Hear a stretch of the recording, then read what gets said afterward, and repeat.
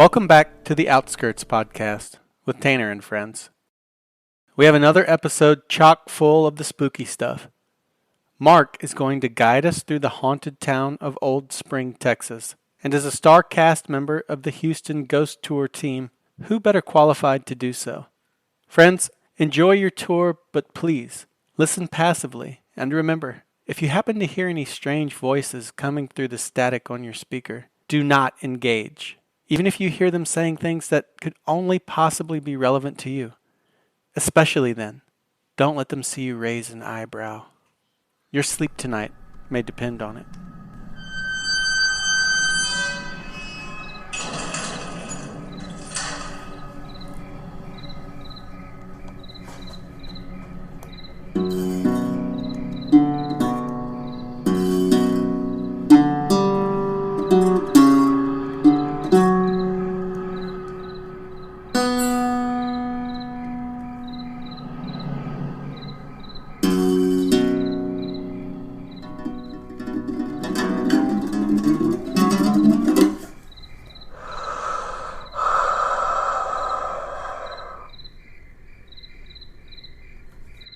My name is Mark, and just like anybody who's into the paranormal, I saw a bunch of monsters under my bed as a little kid, and I wanted to seek it out and see if that was real or if it was just my imagination.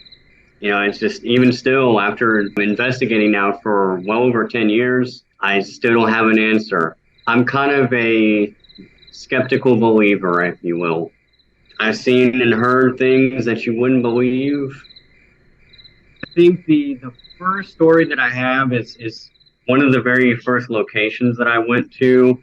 It was an old hospital. I was still kind of new to this whole thing. I had never been to an actual haunted place before. And so when I went in, I was in the hospital by myself for maybe a good 5 minutes. And we hadn't really started investigating yet. You know, I hear a voice in the distance just say, "Hey," and follow like there's some banging sounds right after it. So that was kind of my first taste.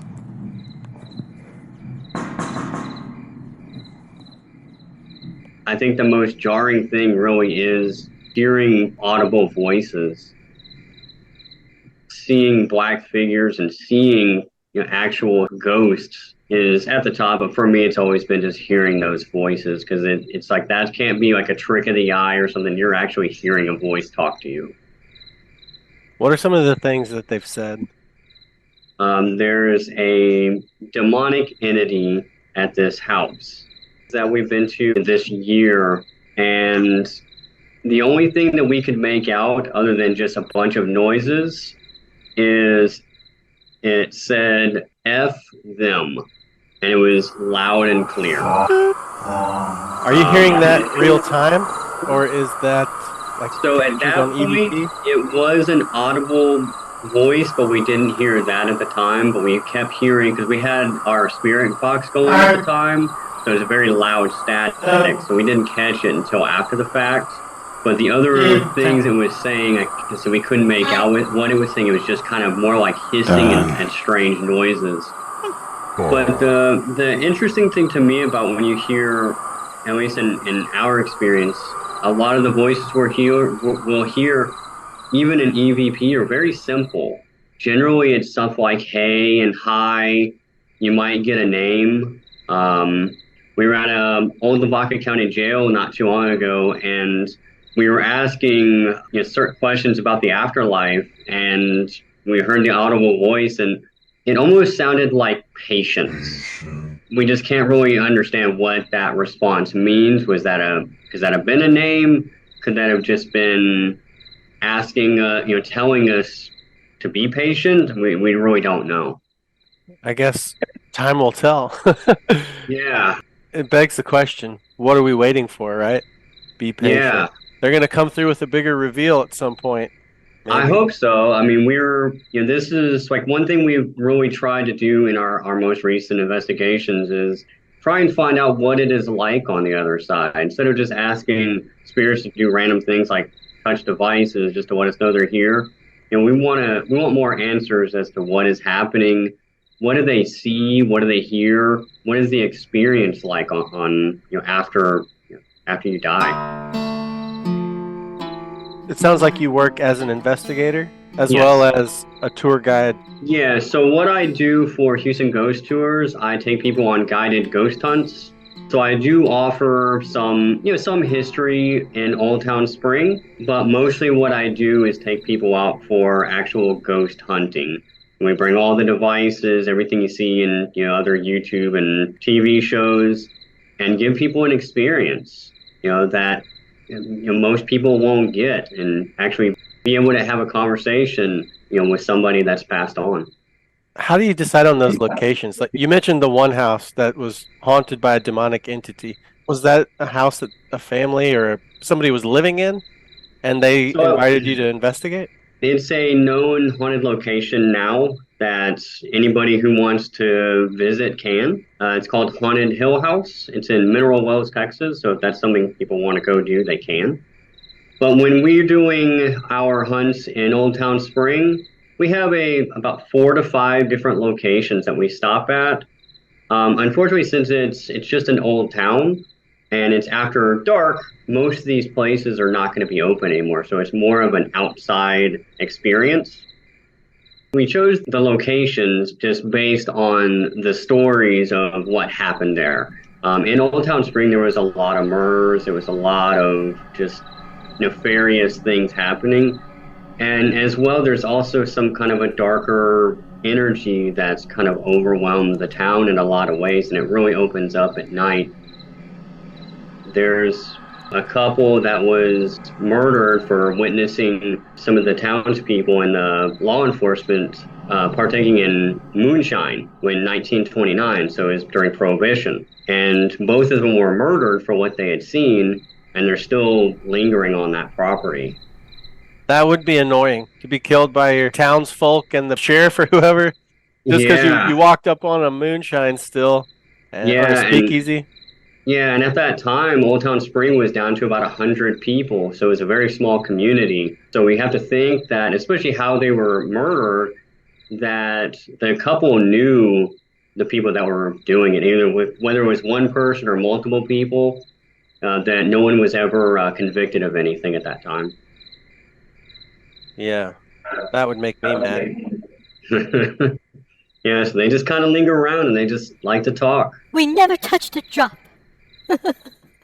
We were teetotalers, and they killed us. They'll never get away with this, those bastards. Yeah, another good story that happens in Old Town Spring, and I've had this happen a few times. It's with another location, another spirit who's a little bit of a darker entity. I wouldn't say demonic or anything. He was just a regular person, but he did some bad things in his life. And he has been known to throw things at males. He doesn't really like men all that much. He very much likes women. You can say that again. Come here, sugar. But he also likes to mess with women. Give Pete a little pinch. And scare them. So I've had people get growled at, hissed at. For a lot of the guys, a lot of things get thrown. They want you to get rid of them. So, I'll sometimes separate the group and let the girls kind of hang out with Pete and see what kind of reaction that we can get out of them. Is there any photography that you guys do? Have you ever captured any of these ghostly? Yeah, we actually almost every weekend somebody, and we're talking just regular people with just camera phones, will capture pictures of apparitions. It's really known in the town that you're always being watched. You can just take pictures of random houses and you might see something staring back at you. So that's a real thing. It happens all the time. Old Town Spring, and this is just a haunted town. Mm-hmm. Yeah, the entire town is just plagued by ghostly activity. There's always a haunted bar, right? Is there a haunted bar in Old Town Spring? So, yeah, there would be. It's not a bar anymore, but at one point, Winchie Brothers Saloon, it was a saloon and brothel. And it's probably the most famous spot in Old Town Spring and probably one of the most haunted. It is believed that Charlie Winchie, who is one of the original owners still haunts the property. The first time we ever saw him was in the 1950s when it was a bed and breakfast, and someone awoke to him standing at the edge of his bed. Now it's just a restaurant, it's good food if anybody ever wants to go in there. But you could still go up into the upstairs area where Charlie's room is and see a bunch of old photos, and it's like an old, very old, early 1900s house. What about personal experiences? Maybe not even in the context of your work. What's the scariest thing you've seen? And do you still have monsters under your bed? This was probably a good 15 years ago when I was laying in bed and I had a friend sleeping in the next room. And I see what I think is my friend walking into the room, standing above my bed and looking at me. And I just kind of, go back to bed, leave me alone. And then the figure disappeared. Okay, that's strange. Maybe I'm just tired and I'm just seeing things. So I get up, I walk into the room, he's in there sound asleep. All right, no, whatever. Go back to bed, and not more than probably a few minutes later, I just feel this weird feeling. I open my eyes and see that same dark figure standing over my bed again. I get up really quick, turn on the light, and then my light just blows out. So I run in the other rooms, I can see if he's still in there, fast asleep. Like, what? It just happened. But after that, never saw that, whatever that was again. I'll never forget that. I had a couple porcelain clown dolls, and my mom was very apprehensive about buying them for me, but I always had a interest in weird stuff like that. So she kind of knew. She's like, all right, I was going to get these weird, creepy things. I had one of them on my blind. It was kind of like back when we had those old like metal blinds. It was sitting on the window sill. And all of a sudden I hear a noise like something kind of like maybe the best way to describe like running your fingers over that metal blind. So it's a real weird sound. And I look up and it keeps happening. And I start looking at it. Maybe it's just like a bug or something. And then the little clown all of a sudden just starts shaking. And that was pretty much it for me. I ran downstairs, told my mom what was happening, and she put those things in a box. I've never seen them since. Jeez. Yeah. Those experiences you had as a kid kind of fueled your interest in the paranormal, you said. Yeah, because it's like, is it just my childhood imagination? Like, did that really happen? Am I thinking about these things and making it more than what it was, or was that real? And I think that's really been my biggest motivation. And now it has changed a little bit, obviously, now, because I'm very interested in what it really is like for them. Now that I can say that I know for sure that there is something, but the only thing I can't say is what exactly it is and what happens. Really what it is like. That's what I want to know, what it is like for them. Because one day you're going to be on that side of the veil, right? Yeah, so I don't know if it's a comfort thing for me. It's like, okay, I think knowing that there's something out there after this, does that make me feel better, or does that make me feel worse, that I could be stuck, at roaming one spot for eternity? I don't know. It would be helpful to understand their mindset, to understand why they are where they are, and then that would inform you and your worldview as to the kind of places you can hope or aspire to occupy. If you knew what their interests were, they could say, yeah, well, I'm here because I like the architecture or whatever. So yeah, and that's the thing. Is like I always wonder, like, why would they stay here in this horrible looking jail or hospital that's falling apart? Maybe they don't see that. Maybe it looks like something else to them. Maybe it's not a hospital at all in their mind. Maybe it's something else. Or maybe it looks like just like it looked when they were there. Maybe it doesn't look like this run down place with black mold. Maybe they're prehistoric. Maybe they lived in a cave and it's an upgrade. Yeah, and very well could be that. I mean, we never think about that. We usually think, oh, just somebody from the 1800s. You don't really think that maybe this is maybe some caveman who can't understand anything that's going on. That would explain the monosyllabic vocabulary. Yeah, or just weird, weird noises because they can't. Yeah, I've never heard anybody talk about caveman ghosts. It's always a woman in a white dress. It's never a caveman. I had a woman in a white dress story earlier. Yeah, that seems to be a very typical one. And we've also known that I kind of come to realize there's a lot of the same names. There's almost always a girl named Sarah. So why is that? Regardless of the historical veracity of these stories that get passed down, right? You can kind of imagine that you hear a story and it adapts elements of other stories, right? It's like the telephone game, sort of, right? Yeah, I was going to say just like that. So these happenings, these places with these reputations, things can be happening and they can get less than accurate storylines associated with them, right? Yeah. That doesn't mean stuff isn't going on. Yeah, and here's a good example of it. There's some railroad tracks down near San Antonio.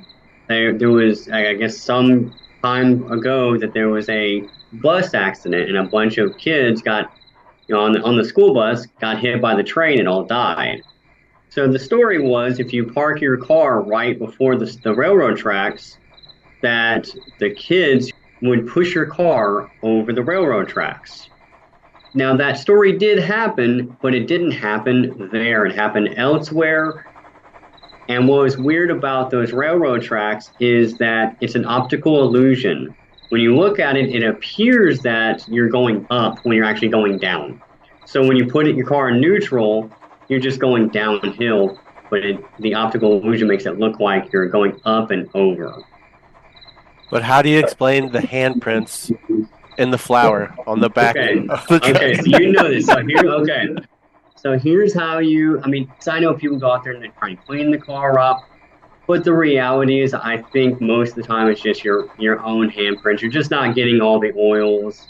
And so when you powder it up, you're going to see stuff. And I think a lot of people just make a bigger deal out of what they may or may not have seen because it adds to the story. But the other thing that's interesting about it, because I've been there, and I could definitely say that the location is haunted. What it's haunted by, I don't know. Can't say it's haunted by the ghosts of little children. You go out there looking for it, go out there doing rituals or doing a number of things, well, all of a sudden now you have ghosts here. I think a lot of places are probably like that, because there's a lot of houses and such that have all these claims and stories that can't really be verified, but then you go to them and this place is definitely haunted. But why? So I think that's probably a lot of it, that you get one story, then two stories, and then it just becomes this thing. You get a bunch of guys like me going into there, and it just creates an infestation of hauntings. Yep. Are you familiar with the term synchro mysticism? I've heard it, but no, I do not know exactly what that is. I've heard the term, though. It's a phenomenon whereby people experience coincidences. Oh, okay. Synchronicities, right?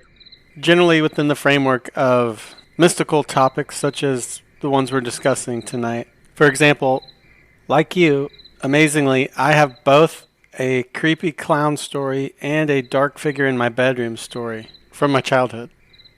I'm going to spare you the clown story because it's actually, as creepy as it was, pretty innocent.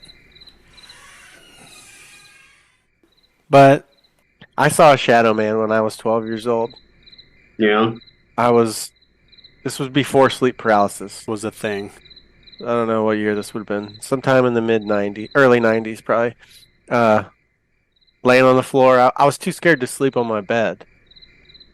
I was not comfortable sleeping on my bed. I don't know why.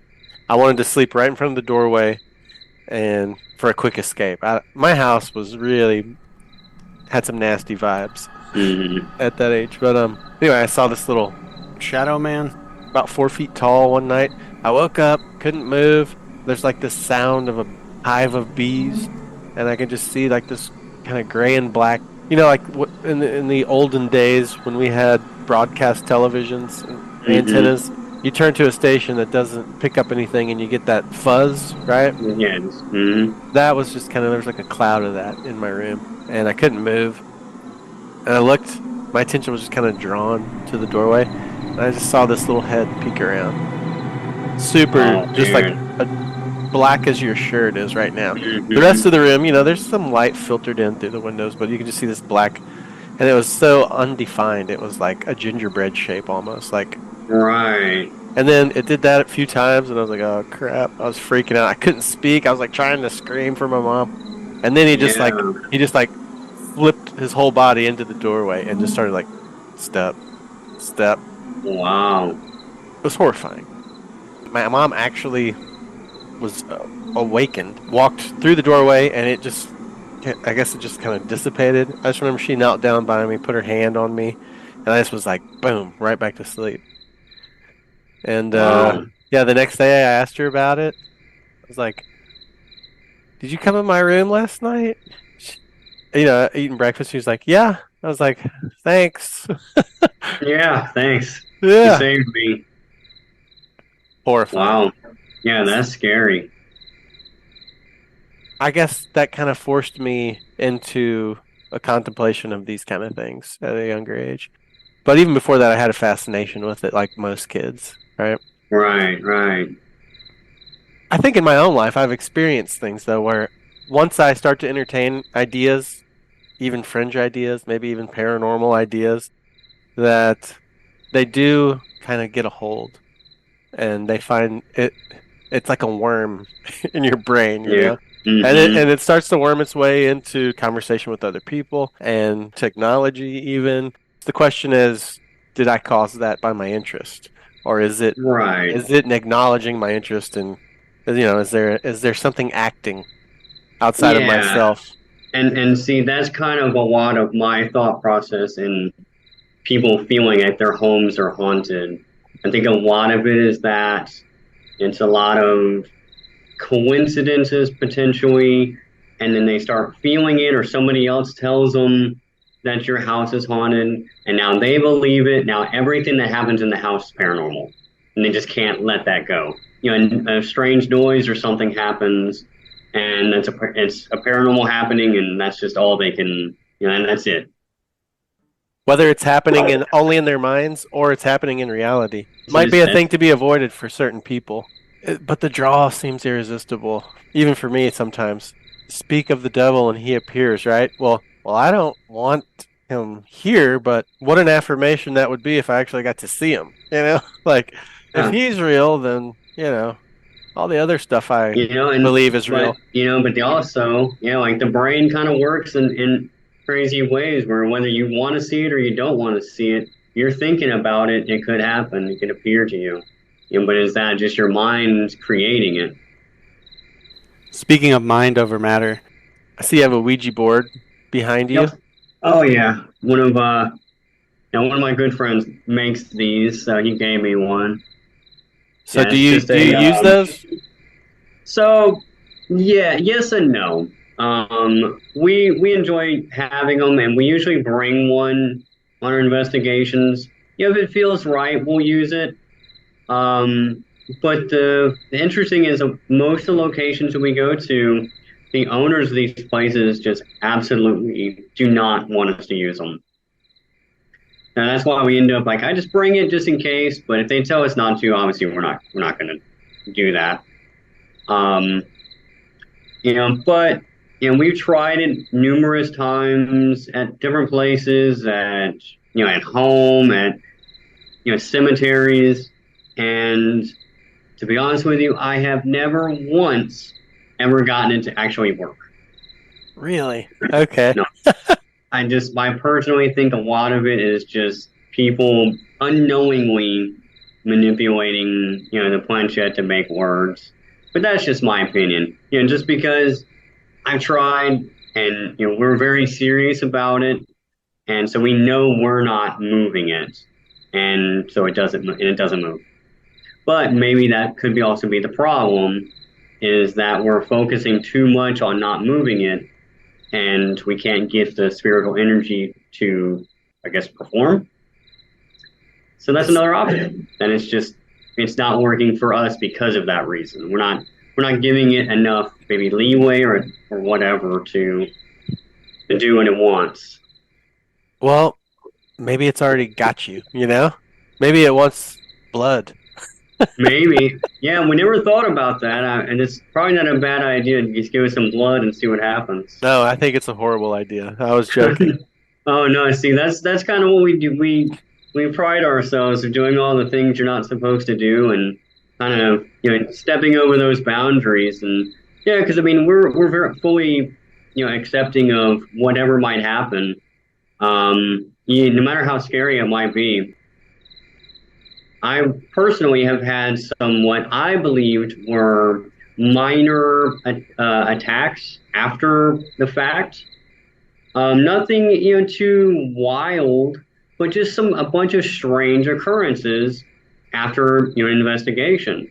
We went to a really old log cabin not too long ago, and the spirits there really seemed like they wanted me alone for whatever reason. I want you to be mine. And I had a very significant amount of activity when I was by myself.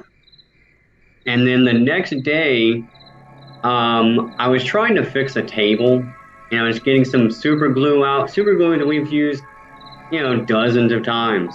I barely squeezed the bottle at all, and it just hit me right in the eye. So, yeah, so I had that. So I had to deal with a red eye that was covered in super glue for days. And a few days after that, one of my toes all of a sudden went purple for no reason. Never had that happen before. Hasn't happened since. And I started having extremely bad anxiety and panic attacks. And I got sick. So were these all coincidences? Maybe. We've been to countless numbers of places. We do this all the time. We do stuff just on our own time here at our house. It has, on occasion, it will affect mine and my fiance's relationship, but short term, not long term. We know that even before and after some of these places, we'll have big fights and blowouts. And it'll be over absolutely nothing. And that's what's weird. Like, why are we even fighting and upset about this? It's kind of really silly. So we kind of had to accept that this is going to be part of our life, that we have to get through, just dealing with these kind of things. Because it's going to get on us. These negative energies get on us. They, probably are trying to potentially, it's like I consider like what that was more like an infestation with hopes maybe of possession, but it just didn't get that far. That's what I kind of look at. Some of it is we have like probably an infestation at our house or on us. Just it tries to grab onto you and take over. But I've never gotten to of anything of possession that I'm aware of. Nothing like you've seen in movies or TV or anything like that. But definitely have had attacks. I'm glad to hear you diagnose it as such, because that's exactly what I would say. I've spent a lot of time in religious studies and also obviously delving into this topic. You have acknowledged a belief in demonic entities by your own language. Yes. Mm-hmm. So you know that that's a threat and that's something that you may have to contend with occasionally. Yep. And that's horrifying, right? Yeah. So to you, what is a demon? So I would say a demon would be an entity that wishes, harm and negativity on your life. It's essentially those monsters that you read about in like the Bible. Essentially that's what a demon would be. It's a supernatural entity. It's not anything of human nature. Of course, humans, after we die, they can be negative spirits and do, try to do harm to you, but a demon would be, more supernatural. Yeah, that's the way I understand it. I understand them to be fallen angels, right? Yep, In the way exactly. that Yep. interdimensional beings that can Yeah.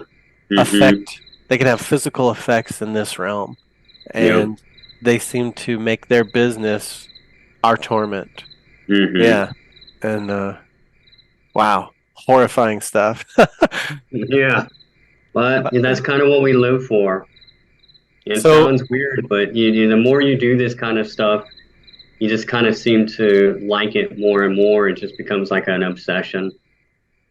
yeah, I get that.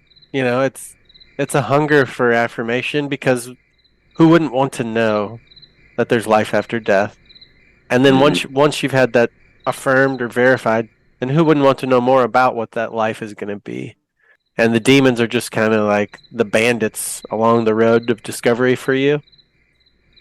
People that Right. these intelligences that you have to occasionally encounter, and they hijack your life here and there, come Hmm. home with you, poison the energy, and even threaten possession at times, as you mentioned. Yeah. Yeah. But I also, I know the, idea of demons, people get really uncomfortable with that and they get a little bit, scared of it, which in a sense they should. But I also take a little comfort in it in a sense that if demons are real, then I would have to say that there is some form of a god and angels and but heaven would have to be real as well. You can't have one without the other. So it's almost just by knowing that demons are a real thing, it confirms everything else. Amen, brother.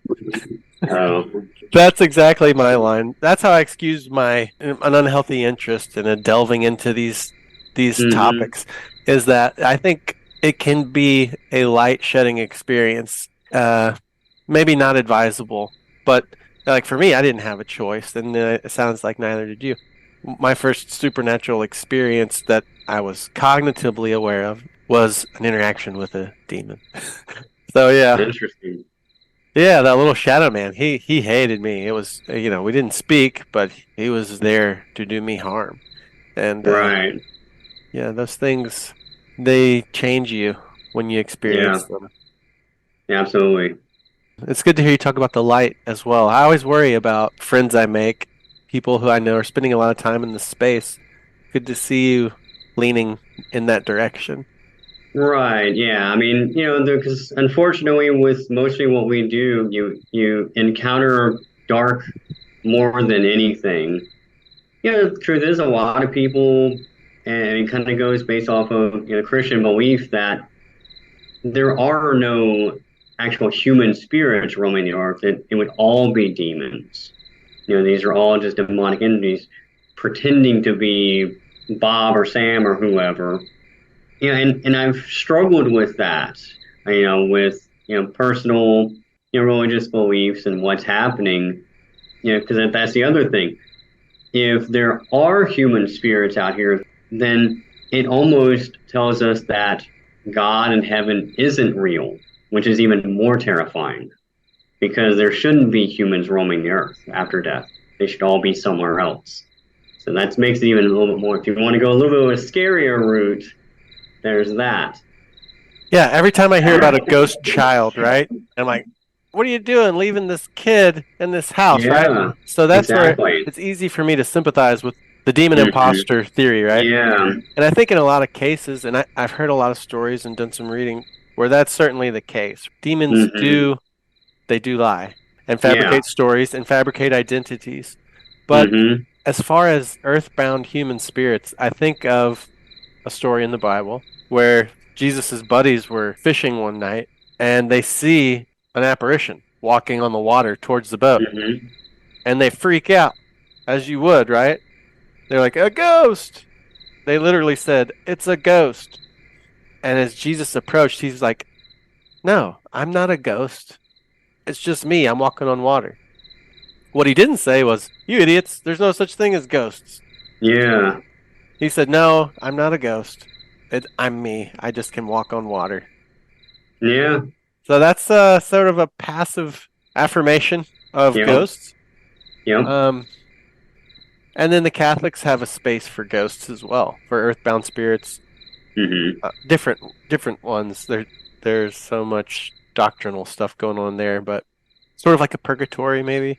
And then you wonder Yeah. about what is our role as far as choice in the afterlife. Like maybe we're allowed to choose to remain, or that seems to be a pretty common line of belief among a lot of these investigators, particularly Yep. these psychics who say, "We want to help you with your choice to go to the light," right? Mm-hmm. You're confused. You shouldn't want to be here anymore. You should choose to go on. So the possibilities are kind of all over the place, but the ones that make the most sense to me are the uh, depending on what's happening, right? If it's negative, then it's easy for me to jump to the demon imposter scenario. Yep. Mm-hmm. And so much of these things, as you said, are negative, right?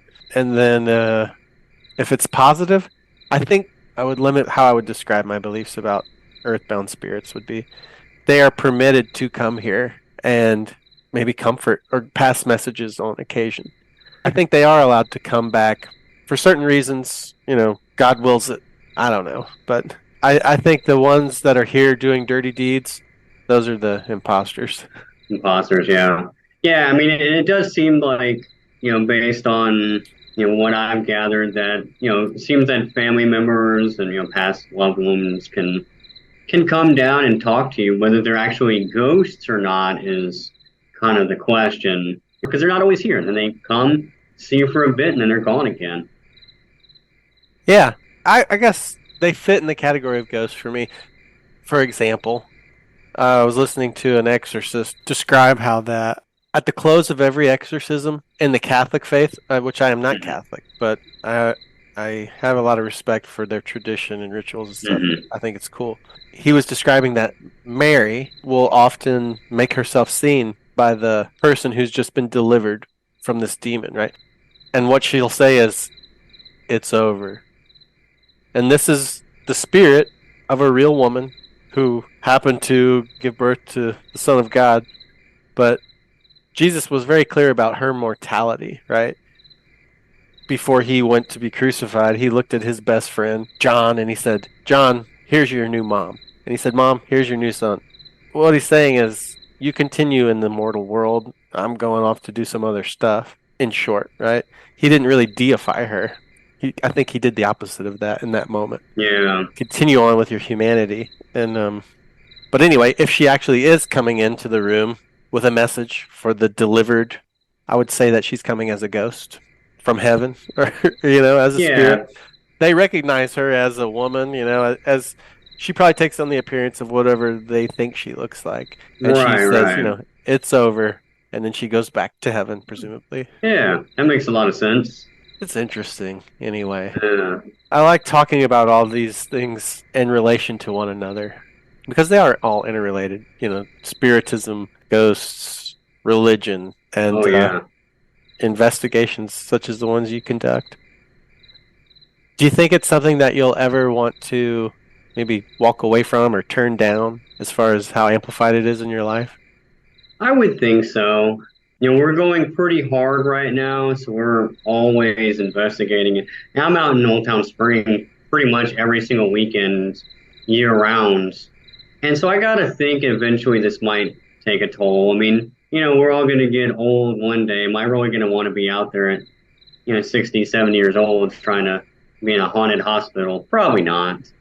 But, what I do hope is that, I can maybe inspire the next person and to keep on searching and get more answers, maybe something I couldn't ever figure out or get.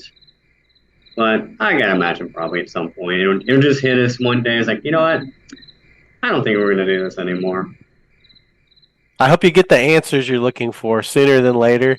However they inform your worldview, I hope they'll have a great impact on your life and open a new chapter of adventure for you. I will give you one more story, and this is more about dreams. Now, generally, I feel like dreams are just simply, your imagination running wild in the middle of the night. But this one I'll never forget, and I can remember it very vividly. And in most of my dreams, I never remember. I don't really dream all that often.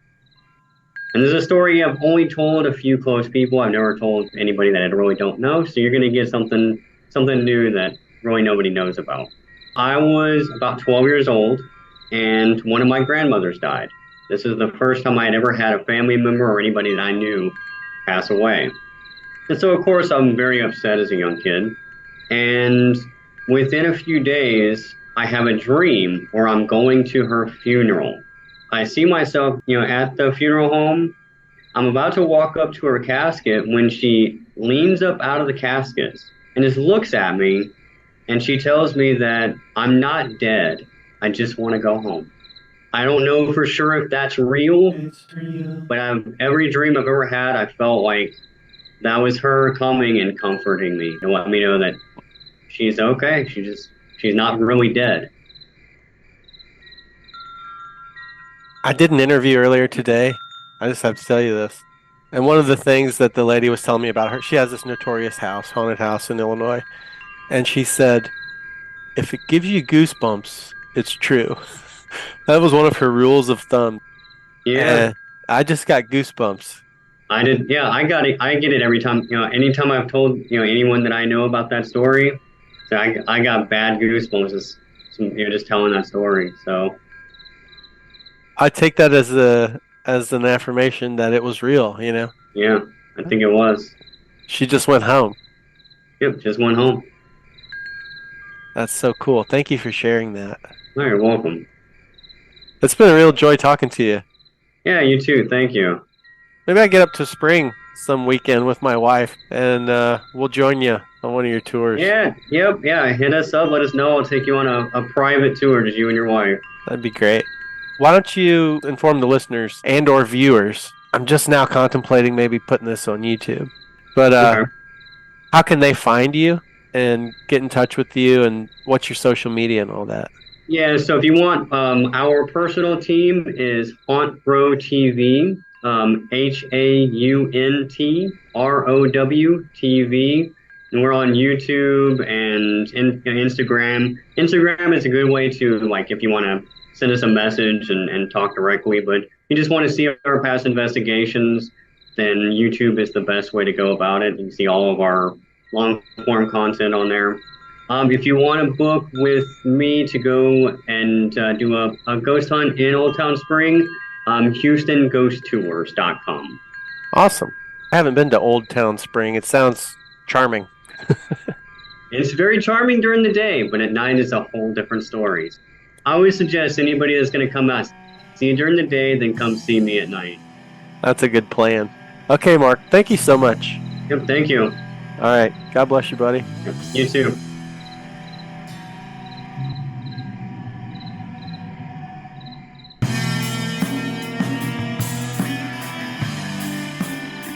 You can find a link to all Mark's social media in the show notes. And if you're in the Houston area, you might want to head north about 20 miles to Old Town Spring one evening and take a tour of one of the most haunted little towns in Texas. Or you might not, because, as Mark stated, that stuff will follow you home. Well, friends, thanks for listening to another installment of our second annual Halloween series. Please be sure you're subscribed so you'll be alerted when the next episode drops. And be forewarned, the spookiest is yet to come.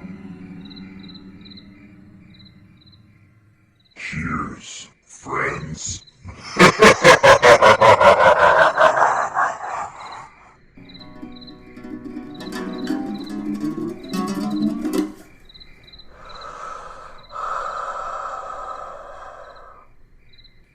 This episode of the Outskirts Podcast with Tanner and Friends was brought to you in part by the Ridiculous Ubiquitous Podcast. It's short satire for those who think everything's nuts, but want to hear someone else complain about it. If that's you, check it out.